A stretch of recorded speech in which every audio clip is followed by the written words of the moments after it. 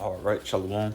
First and foremost, I want to start this lesson by giving all praises, glory, and honor unto Yahweh Bahasham, Yahweh Shai Bahasham, Rachel Kudash. Double honors to the elders and apostles of Great Millstone, who taught us all this truth and who also rule and teach well. And Shalom to Allah Achim in his truth and sincerity, starting with the 144,000 and the 1/3 of the nation of Israel, which we are fighting to be a part of. This is your brother Khabar Yakal coming back, Lord willing, with another quick and edifying lesson. And the title of this lesson will be, who will be taught in the kingdom? All right, there's a question, who will be taught in the kingdom? All right, and this was inspired by the live stream that Elder Apostle Gabar and Elder Bishop Sakaran, the Tuesday live streams that they do.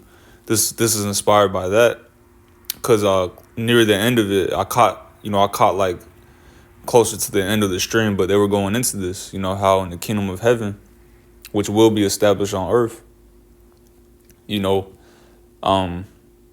the kingdom of heaven, the whole nation of Israel, which are you so-called blacks, Hispanics, and Native Americans, you are the ancient biblical Israelites, and also, you Israelite foreigners who don't look like those people I just named.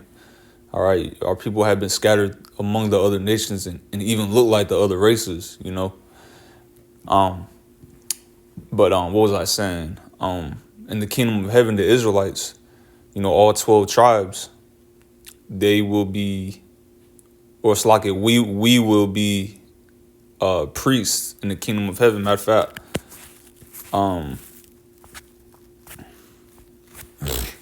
let me get that real quick. It just came into my mind.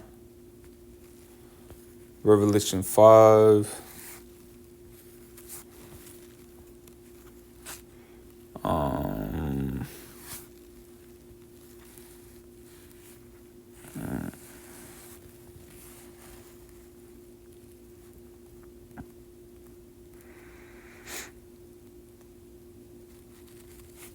I'm gonna start at 9. This is Revelation 5 and 9. It says, and they sung a new song, saying, thou art worthy to take the book and to loose and to open the seals thereof, for thou wast slain and hast redeemed us to the Most High by thy blood.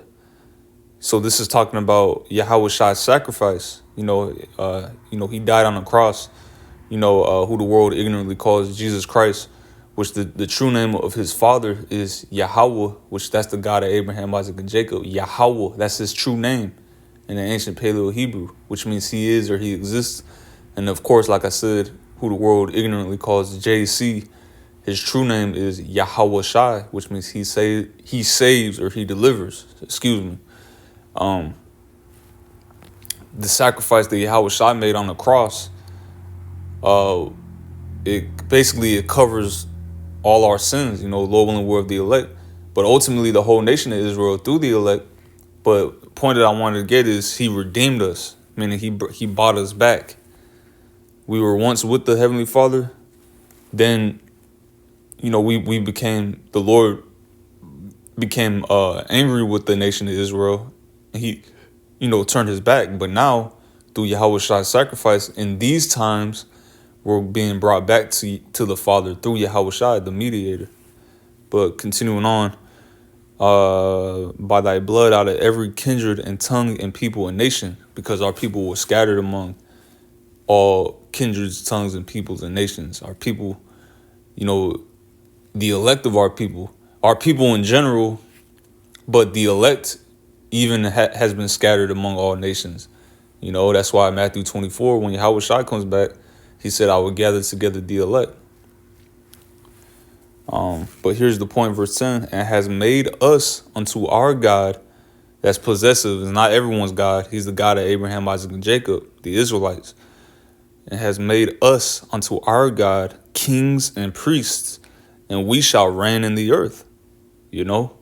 So through that sacrifice, that made a way for us to become kings and priests. Because at first it was just the tribe of Levi, which, the word Levi comes from the Hebrew word loyah, which means joined unto me. we were joined to Yahweh Bashim Yahushai through the Levites, through that covenant, that the Lord made with Moses and Aaron, But now, through that sacrifice, he redeemed us and he made a way for us all to be kings and priests, the whole nation of Israel. So in the kingdom, I'll say this, with the elders, with the apostle and the elder bishop was going into, is in the kingdom we're all going to be made priests. And what was the duty of a priest? All right. Matter of fact, there's a scripture.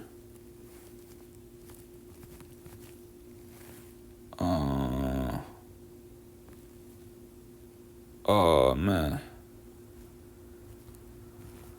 Let me see if I can find it. Because what is the job of a priest? Well, this is just one thing. It just came to my mind.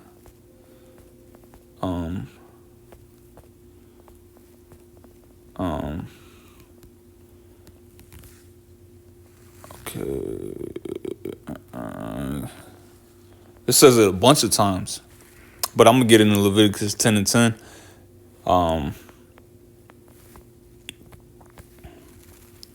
It says that ye may put a difference between.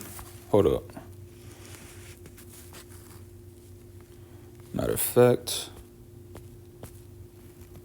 Boom. Let me get this one. Her priests have violated my law and profaned. Oh, okay, that's it. That's it. Ezekiel 22 and 26. It says her priests. This is speaking about, if I'm not mistaken, the priests of the Israelites, of the nation of Israel. If I'm not mistaken. Yep, it's talking to Israel. Yep. So it says her priests have violated my law and have profaned my holy things. They have put no difference between the holy and profane. Neither have they showed difference between the unclean and the clean, and have hid their eyes from my Sabbaths, and I am profane among them. And that's why the Lord was pissed off with the nation of Israel, especially the tribe of Levi. Like I said, the apostle and the elder bishop, they were going into the book of Malachi, which is going into that, the tribe of Levi, the priests, but part of what the priest did was, let you know the difference between the clean and the unclean. And that's what we're going to do for the other nations in the kingdom. We're going to tell them, you can't eat octopus. You can't eat a dog. You can't eat a cat. That's unclean. You can eat quail, you can eat chicken, you can eat, so on and so forth. That's what we're going to be doing in the kingdom, correcting the heathen. You can't shave your head, you can't shave your beard, you can't commit adultery. We're going to be teaching them the laws. So the point of the lesson is, who is going to be taught? Well, in a nutshell, the heathen. Let me go ahead and get it. Isaiah 2. Isaiah chapter 2 and verse. Isaiah 2 and 2, it says, and it shall come to pass in the last days. We're in the last days. We're in the last days of Esau, Edom's kingdom. 2nd Ezra 6 and 8. Esau is the end of the world. Jacob is the beginning of it that followeth. We're at the end. We're at the last days before the kingdom of heaven is established, before Yahweh Shai comes back and establishes immortality. The elect get changed. We get changed in the twinkling of an eye, get a new body, get a crown, get saved. America's destroyed. Everyone who took the MOTB is going to be in that lake of fire. We're in these times. It says the mountain of the Lord's house shall be established in the top of the mountains, and shall be exalted above the hills, and all nations shall flow unto it. So the mountain represents a government. It's not talking about a literal mountain. When these governments come together and have that G7 summit, they call it a summit for a reason, because it's a bunch of heads of governments coming together. So it's a summit. Well, in the scriptures, it's no different. A government represents, a mountain represents a government. A hill represents a small government. And it says, and all nations shall flow unto it. And that also shows you that those people in that land claiming, to be the people, that wear those curls on their sideburns, they wear those tiny tops, tiny caps, however you want to say it. Those aren't the people, because all nations aren't flowing onto that place right now. Right now, all nations are against that place. All you see on social media is people speaking against them, and that's biblical prophecy.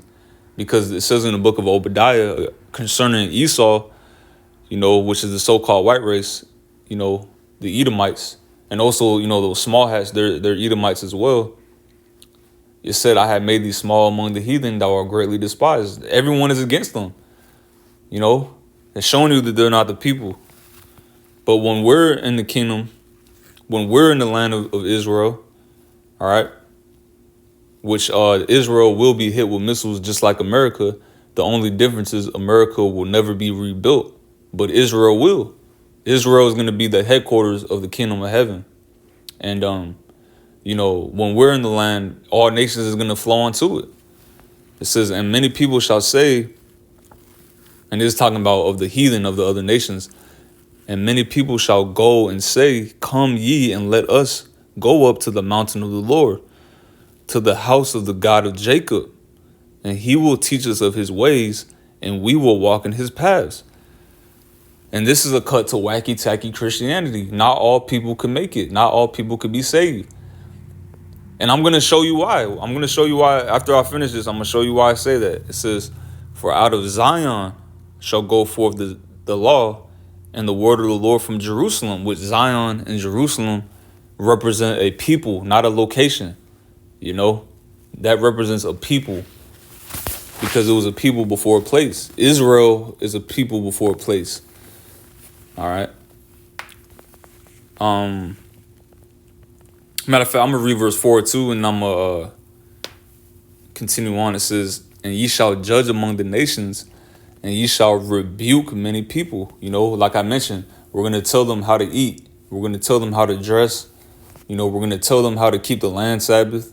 All right. How to not overwork the land, like how Esau does. That's why, he needs, GMOs and pesticides and stuff. In the kingdom, we're going to show the heathen how to do it the right way. All right. We're going to teach them the law, statutes, and commandments. Somebody will have to be taught in the kingdom, and it's not the Israelites. And I'm going to show you that. It says, and they shall beat their swords into plowshares and their spears into pruning hooks. Like I was just saying, I mentioned the land Sabbath. They're going to note down all their weapons, that they used in World War III, and make, farming tools out of them. Hence why I mentioned, the land Sabbath. They're going to be out in the fields working for us. The heathens, they're going to be our slaves. The same way the Israelites went into slavery, the so-called blacks, Hispanics, and Native Americans, the other nations, they're going into slavery as well. All right. Underneath the Israelites. And that's just biblical. It says, nation shall not lift up sword against nation, neither shall they learn war anymore. So they're never going to fight anymore. That's why World War III is the war to end all wars. So I'm going to show you why I said, that's a huge cut to wacky-tacky Christianity, what I just read, in Isaiah 2, because, the Christians, they speak about the new covenant, right?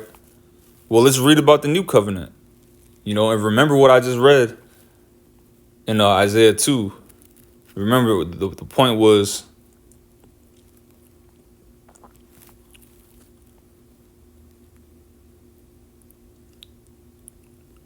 where it says he will teach us of his ways. Remember that. He will teach us of his ways. That's the other nations saying that.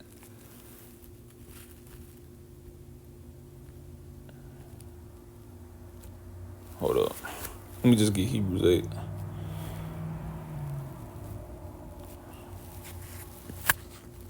believe verse 11. All right. So this is talking about the new covenant. All right. It says, and they, speaking about the Israelites. Let me prove that. Let me prove that real quick. And I'm going to start at 10. It says, for this is the covenant that I will make with the house of Israel after those days, saith the Lord. So the Most High God, he's saying, I'm going to make a covenant with the house of Israel after those days. He didn't say I'm going to make a covenant with all nations. All right. Another cut to wacky tacky Christians, Salakia, you know, and that's in the New Testament. It says, I will put my laws into their mind and write them in their hearts, and I will be to them a God, and they shall be to me a people. So the Lord is going to put his law, statutes, and commandments within us. It says, and they shall not teach every man his neighbor and every man his brother. That shows you the other nations aren't our neighbors, because it said they shall not teach every man their neighbors. When you go back to Isaiah 2, remember what I just read. And he will teach us of his ways. Let us go up to the mountain of the house of Jacob, and he will teach us of his ways. They're not our neighbors. They're not our brothers. That shows you that. That's a cut. You know, we're not going to teach any Israelite. But who will we teach in the kingdom? The other nations. You know, they're never going to have an immortal new body. The laws, statutes, and commandments will never be placed within them. So we're always going to have to be over them. We're always going to have to, you know, enforce them. Of course, after 1,000 years, you know, when Esau is done away with, you know, pursuing the Obadiah, the other nations, you know, we're going to allow them to have their land. We're going to allow them to have their little kings or whatever. But they're always going to pay tribute to us. And they're always going to keep the law, statutes, and commandments forever. And anytime they go off, we're going to, you know, ultimately we're going to enforce, you know, the law. It says, saying, know the Lord, for all shall know me from the least to the greatest. Every single Israelite is going to know Yahweh Bahashem Yahweh Shai. We're never going to have to, you know, teach you this is his true name, because then all Israelites is going to know it. There ain't going to be no Israelite saying, oh, we don't have the name. You know, oh, that's not his name. Oh, his name doesn't matter. Every Israelite is going to know him at that day. We're not going to have to teach anymore. We're not going to have to go out on the highways and byways, have a 12 tribe sign, tell you not to take the chip. That's going to be a thing of the past, all right? But the heathen will still be taught, all right? And if you're following me, that lets you know salvation isn't for everyone, you know? Hold on, let me get this.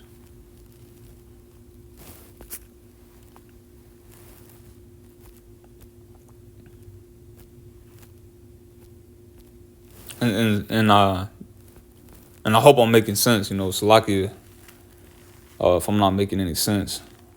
But this is Ezekiel 37:24. It says, and David, my servant, shall be king over them, and they all shall have one shepherd, and they shall also walk in my judgments and observe my statutes and do them, you know, in the kingdom of heaven. You know, in the kingdom of heaven, you know, King David is going to be set up as king, you know, underneath Yahweh Shai. It's going to be an order, you know, and the Lord is showing us the order right now. It starts now. All right. The kingdom of heaven is within us. OK, so we're learning the order right now, but it's actually going to physically manifest one day soon. You know, King David, you know, he's going to be back. All right. It says, and they all shall have one shepherd, which is Yahweh Shai. It says, and they shall also walk in my judgments and observe my statutes and do them. We're going to do it naturally. It's just going to come to us. We're not going to have to think about it. We're not going to have to be taught it. It's just going to naturally come to us, you know. Lord willing, we're of the elect. We're just going to, when we get them new bodies, we're just automatically going to know how to, you know, do all the laws. All right, that was it. Oh, it says, and they shall dwell in the land that I have given unto Jacob my servant, wherein your fathers have dwelt. and they shall dwell therein, even they and their children and their children's children forever, and my servant David shall be their prince forever. You know, we're gonna be immortals. Okay. So that was it on now. I'm gonna end off with this now. Cause again, you know, and when you really think about it, not to get too off topic, but it makes sense why we had to go through this whole experience. You know, why we had to fall, why we had to, you know, be in these chains of darkness. We learn the flesh. You know, if we're of the elect, when we get them new bodies, we conquer the flesh. We learn the ins and outs of the flesh, so we're going to know how to judge them in the kingdom. We're going to know how to judge the heathens who are still going to be in mortal flesh forever. You know, and because we were in mortal flesh, you know, but then we're going to get that immortal body, we're going to know how to judge it, you know, that much better. You know, it all makes sense when you really think about it. You know, I'm going to go ahead and get this.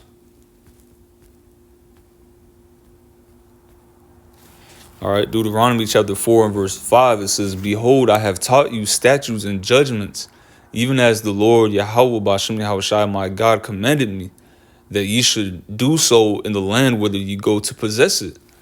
Keep therefore and do them, for this is your wisdom and your understanding in the sight of the nations, which shall hear of all these statutes and say, surely this great nation is a wise and understanding people. That's what the heathen are going to say about us in the kingdom. You know, they're going to come to the realization that you know, our way is the right way, because it's the Yahweh B'Shem Yahushai's way, and he's the creator, so he knows the best. He's the father, you know. It says, for what nation is there so great, who hath the Most High so nigh unto them, as Yahweh B'Shem Yahushai our God is in all things that we call upon him for? The answer to that is there is no other nation. It's only the Israelites, you know. And what nation is there so great that have statutes and judgments so righteous as all this law, which I have set before you this day? You know, none shall want her mate. But Lord, in this lesson was edifying. Once again, giving our praises to Yahweh B'Shem Yahushua.